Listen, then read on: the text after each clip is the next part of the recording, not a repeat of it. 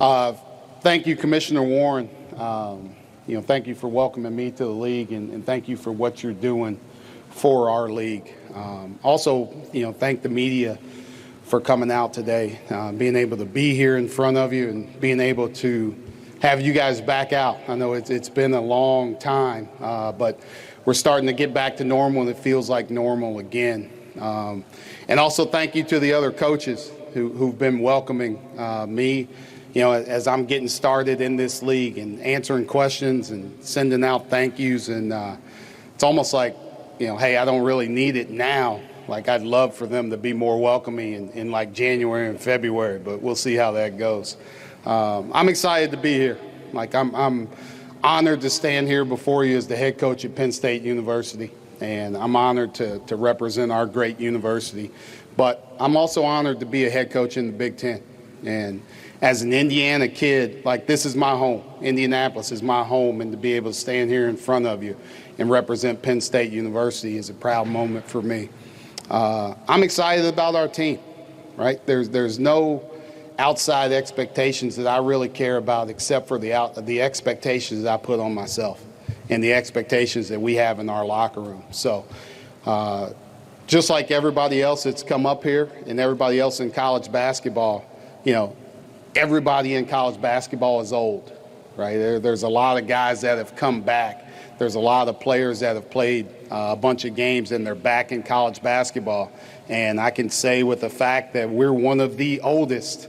I believe we're the third oldest team in the country. We have 7 seniors this year, with 4 of those being senior pluses. And then we have, 2 juniors outside of that. So to have your top 9 guys be juniors and seniors, like, that's something that you can build off of.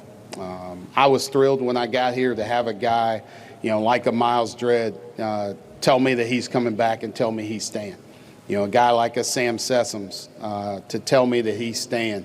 And then to get the fortunate opportunity to get John Hare and coach him and have him back and be a part of our team, get Seth Lundy back and be a part of our team. Like, that's thrilling for me as a first-year head coach, because I have a building block of guys that have been in the Big Ten, guys that have played in these arenas, and not necessarily empty. They've played in the full arenas, and they know what it's like to win in this league. They know what it takes to win in this league. And then we added some talented newcomers. We have some good players in our mix that we have, and I'm excited about the talent that we have. Jalen Pickett is a really good guard that transferred from Siena. He's going to be able to help us tremendously. Greg Lee is a transfer from Western Michigan who's also a senior plus, and he's a guy that's going to match the energy that John Hare brings every single night. And when you start putting guys together like that, older guys that have played basketball, you have an opportunity, to play the right way. You have an opportunity to have guys that aren't scared to go into different venues. They've played a lot of college basketball. They also know what winning basketball looks like. So I'll open it up to any questions. Here, second row. Mike DeCourcy from Sporting News. Coaches who become head coaches after being assistants for a long time, and you were with some great coaches. Talk about the challenge, the shock of moving across like 12 inches on the bench. What's been the most surprising thing to you? Obviously, you haven't played any games yet, but what's been the most surprising thing to you about becoming a head coach and having that responsibility? Yeah, good question, Mike. Really everything right away. Right? You go with this plan as an assistant coach, and you go to all of these strategy sessions, and you write down what you're going to do as a head coach. This is what 30 days is going to look like. This is what 60 days is going to look like. And I took the job, and there's no manual. I'm flipping through the pages. There's no manual for the transfer portal. There's no manual for COVID, and you're trying to navigate all of that. Like I said, I've had the opportunity to work for some really good coaches, and like Division III coaches, Division II, and obviously Brad Stevens and Matt Painter are 2 of the best. And I've said it before. I called Coach Painter like 5 straight days, and he picked up every single time. Right? To have a guy like that be able to be there for you, to answer questions, to help you along the way. has been tremendous, and like as good of a person as it gets to be able to have him in your own league answer questions like that. So everything that comes at you at one time is a tough challenge, is a tough transition. But I'm learning each and every day. I'm learning with these guys back here what practice looks like. And I change practice in the middle of practice based on how they feel. So, the best advice Brad and Coach Painter have given me is just be yourself and you'll do great. In the back row. Micah, touching off that a little bit, coming over from Purdue and seeing your guys previously as someone who was coaching against them, how have they met or exceeded your expectations now that you're the one coaching them?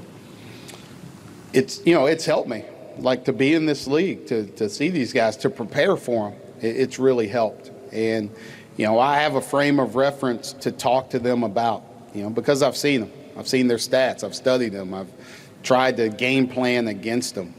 So it's helped me. But you do have to get up close and personal to see what it really is. And like having the summer to work with these guys to see what they can do. And now we build off of that here in the fall. And we're trying to get as a cohesive team as possible right now. Like we have a lot of new guys from a lot of different areas. So even though we're experienced, everybody's a freshman because they're playing for me for the first time. And how we do things could be completely different. If you've played 5 years of college basketball, I can be teaching you something in a completely different way. But to see how they're learning, to see how they're picking it up, I keep, pointing to John because he's there, but like the progress that he's made in the time that I've been there and we've been able to be on the court together, like you're starting to see it. That's growth for me every single day. That gives me encouragement every day that what we're teaching is getting through. And now you take the blueprint of winning basketball, how you win in the Big Ten, like being in the Big Ten. I understand what it takes to win in this league. Now you take that blueprint and you bring it over here to these guys and add. They've played extremely hard, right? Hats off to the coaches that were there before me. They played hard every single night, and they gave themselves a chance every single night. Now let's do it with more discipline. Let's do it in a different way. And then let's go out here and let's fight and let's compete every night. We have time for one more question. Right behind in the back row, Molly. Hey, Mike, it's Steven Strimming, XL Sports, Indiana Sports Network.